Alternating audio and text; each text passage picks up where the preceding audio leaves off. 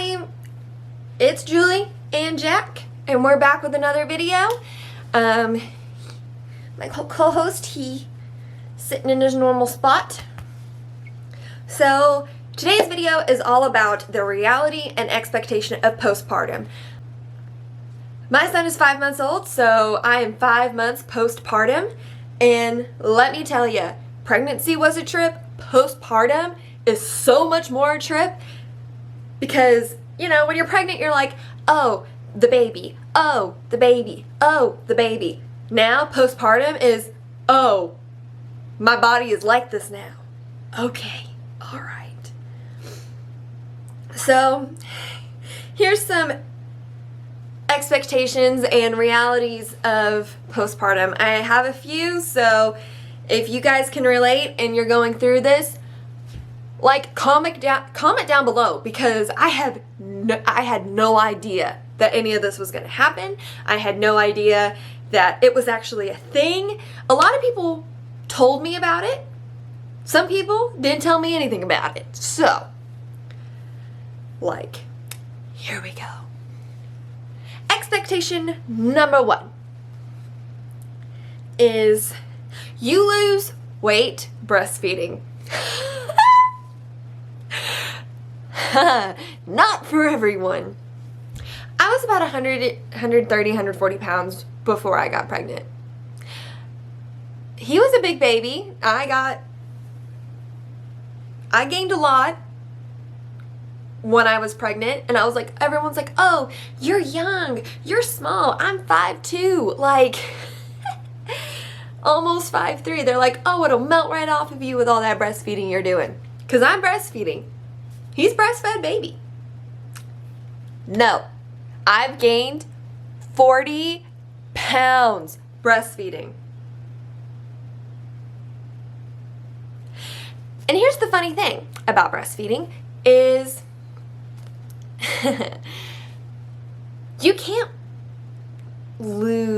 consciously try to lose weight. Because, like, you know, when you lose weight, you'll fix what you're eating, eat a little less, work out a little more, or work out a lot and eat a lot. You kind of, you know, you're trying to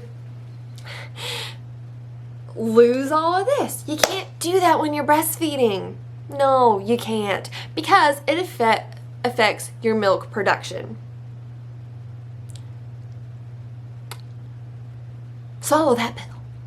So I just have to be the way I am until he's not breastfeeding anymore, because I've tried it. I've tried losing weight. I work out every day. Every day. And they're not just like handsy-pansy workouts. They're like workouts, especially before this quarantine. I was in the gym, lifting weights, running. I make everything I eat. I do not eat out. I used to drink a gallon of water a day. Because they're like, oh yeah, drink a lot of water. No. Your body's just like that until you're not breastfeeding anymore. And you know, it's fine.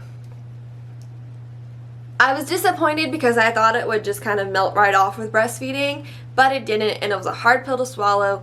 But for me, it's like, I don't really care about the number. It took a while to get to say this. I don't really care about the number. I don't really care about gaining weight or whatever, but when I was an extra small to small, and now I'm a large to extra large, I had no clothes that fit. I've been living in Brandon's clothes for 5 months, probably longer than that. I was one of those girls that had to buy maternity clothes because I didn't have any clothes at all. So that was an expectation that was crushed real hard. Another one, breastfeeding is natural.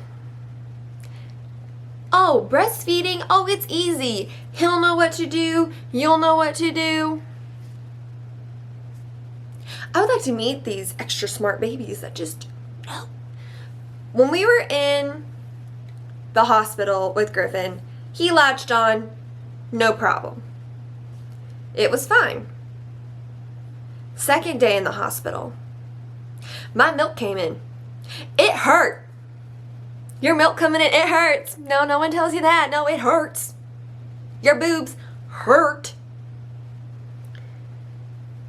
It's like, it's like having heartburn, a heart attack, and like a nipple twister or whatever, all at once. Because it hurts. Or at least it did for me. It could not for you. I don't know. I don't want to scare you, but I want to warn you. Milk coming in is different from like your colostrum coming in. Because I had that happen too. Like 3 months before I had the baby, my colostrum came in and I couldn't wear a shirt because it just seeped through. So that was nice. No, breastfeeding is hard work. Getting that time down, getting that flow down, learning how to do it, have him latch naturally, because the bigger he gets, the bigger his mouth gets. Like, it's not all the same. So,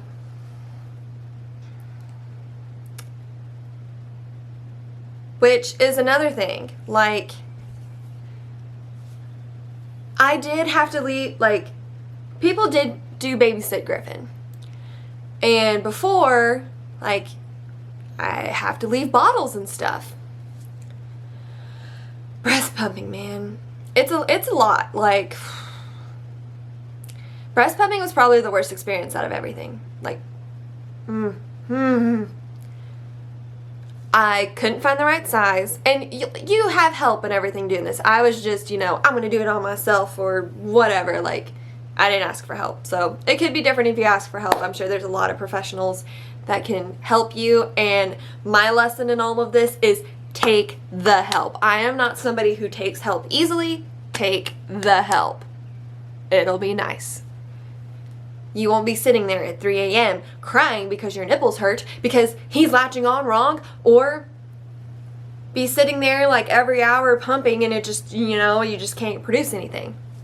So after consulting with my doctor, I got the right size, but I'm pretty sure the pump I got is just not for me. I feel like, the breast pump is also kind of like, I don't know if y'all are Harry Potter fans, but your wand.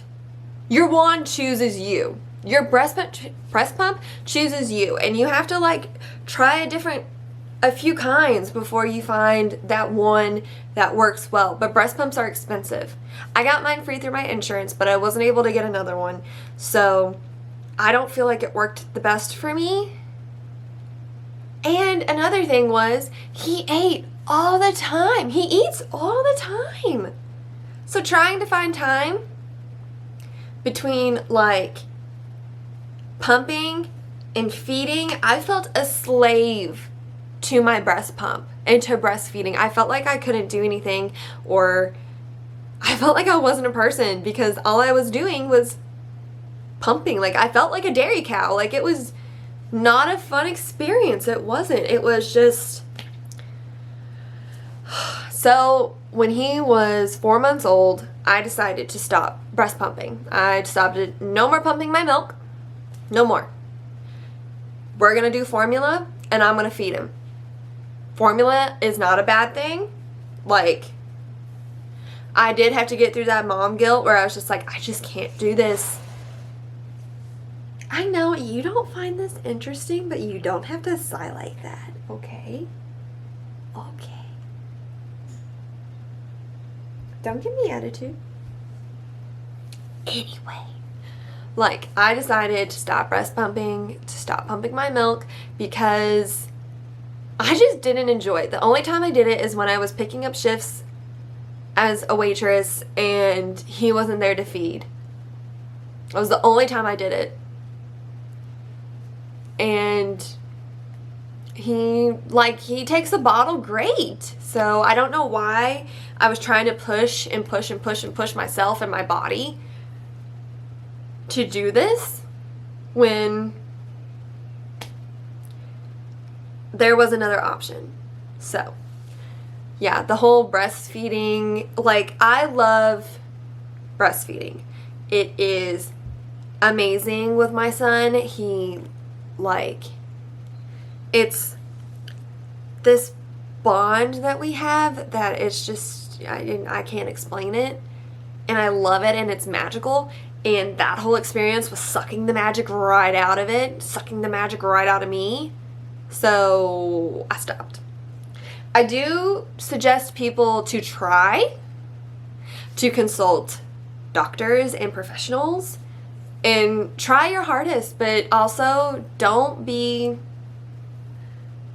kick yourself if, you know, your dream way wasn't the way it went, you know?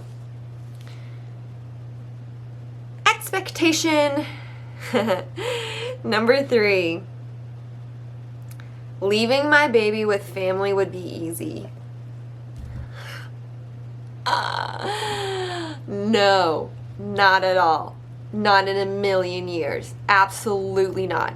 It is never easy to leave my child with anyone. Like, with my mom, with anybody. I'm like, give me my baby back. Like, I can't. I just, That's another reason why I want to be a stay-at-home mom so bad and not have to depend on anybody babysitting my child unless it's like for fun, because I literally hate it. Brandon took Griffin on a walk, just them two, to have some daddy-son bonding time, and I hated it. I hated every second of it. I was like, bring me back my baby. I just can't. I don't like it at all. Like, for the first, 15 minutes, I'm like, yes, I can breathe. I don't have a crying baby. I don't have responsibility right now. This is so cool. 15 minutes are up. I'm like bawling my eyes out because I just want my baby. Yeah. I have real separation anxiety with this baby. Like, it is bad. It's bad. But I do it because I know it's good for him to be around other people and it's good for me to have time for myself. One thing that was hard for me to do was when we were allowed to go to the gyms and stuff because of quarantine or whatever. When we were allowed to go, he did go into the daycare, and normally it was during his nap time. So all he had to do was just nap in his car seat carrier, and usually by the time he woke up, I was done. But I was in the building. I've never left him in a building with strangers before, ever. Oh, bye. Was I boring you? I'm sorry. But that was really hard, and it is still really hard 5 months later. I'm sure it will be when he's 1 or 10 or 15.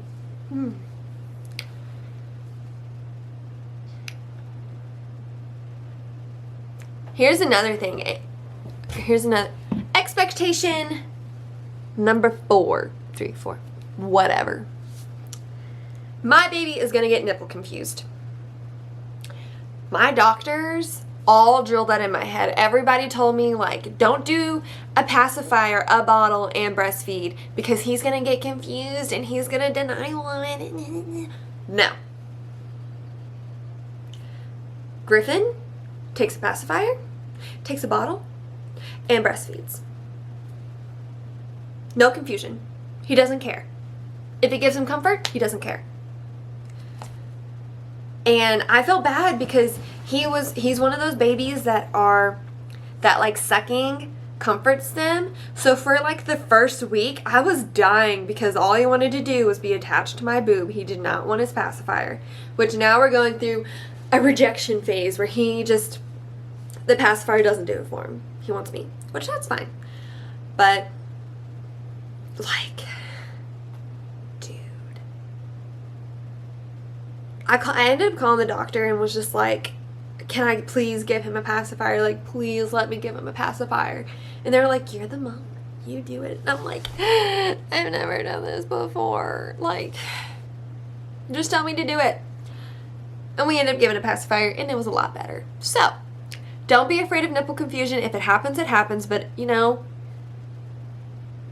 you got to keep your sanity. You don't need to sit there. Yeah, don't be afraid of doing what's best for you. You're the mom. He's your baby or she's your baby. Like, you'll be fine. Whatever happens, happens. Another expectation, number 5. 5. My baby would never take a pacifier. which kind of goes into the last one. Pick your battles. Pick your battles. That's all I'm going to say. Just pick your battles.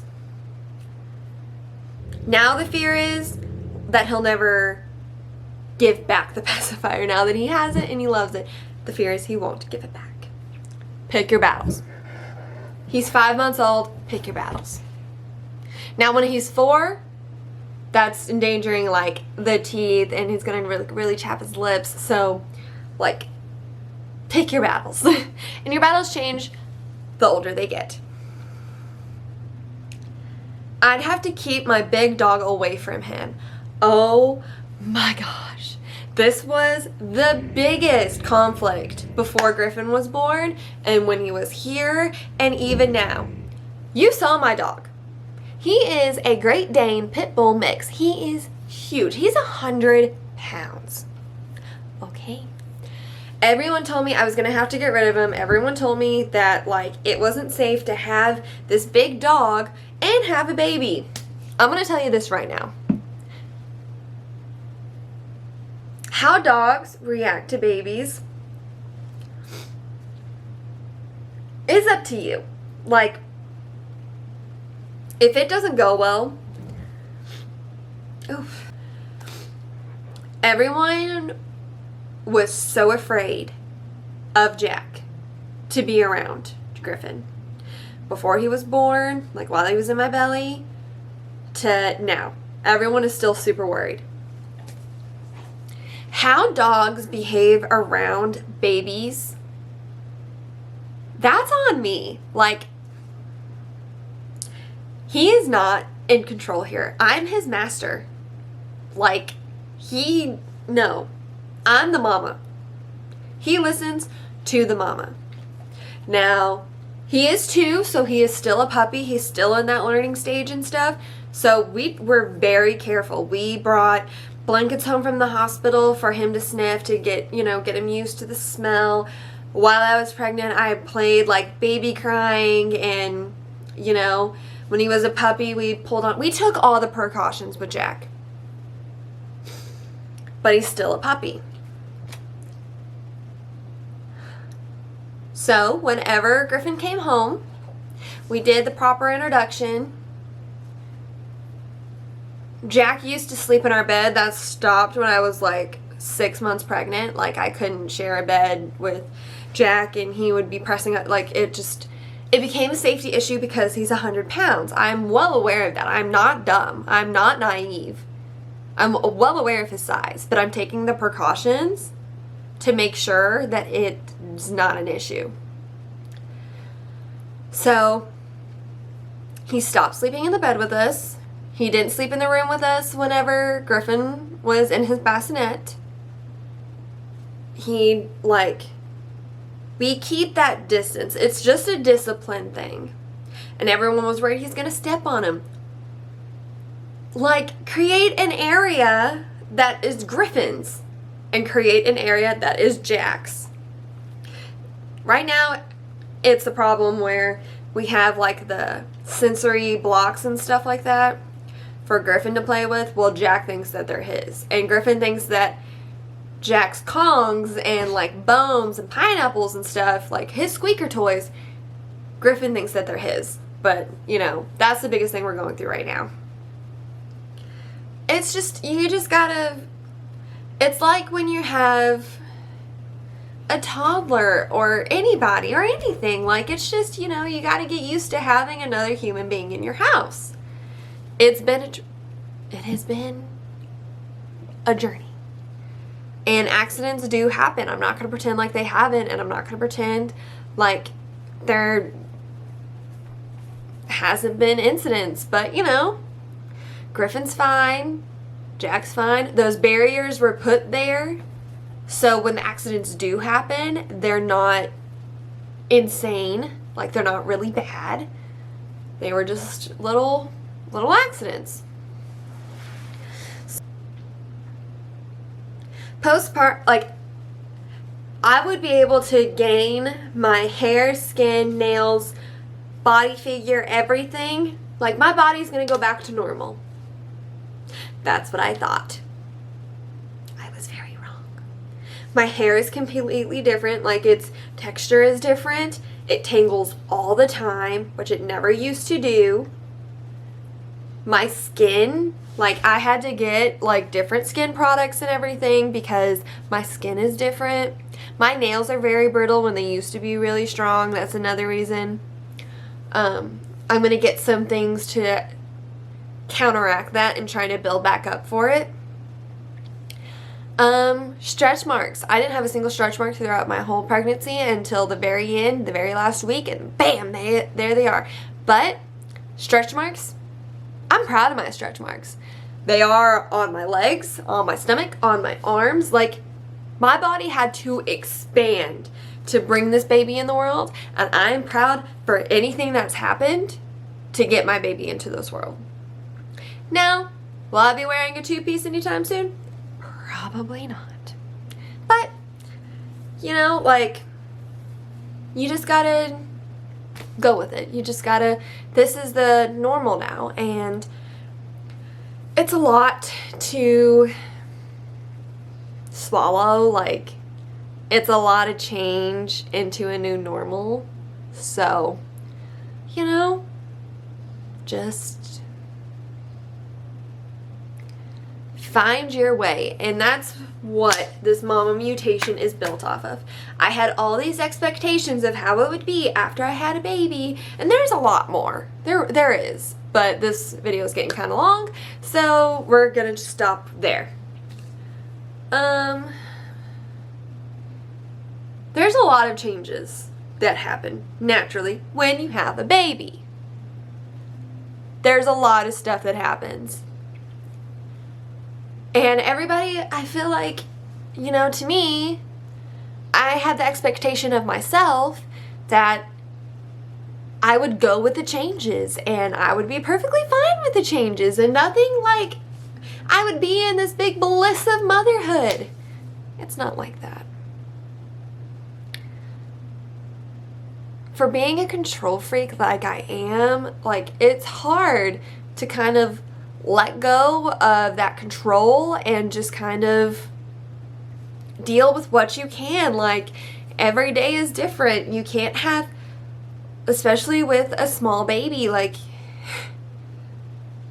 so that's why I'm starting with this video for this series, is like, this is what's now. It's not always going to be like this. And that's a big thing about the mama mutation that I want to go through, and I want to come out the other end being the mom I want to be. So, that's going to be it for today. We have a lot of videos coming up through this series, and I'm super excited for it. So, everybody, I will see you next time. Have a great day. Bye.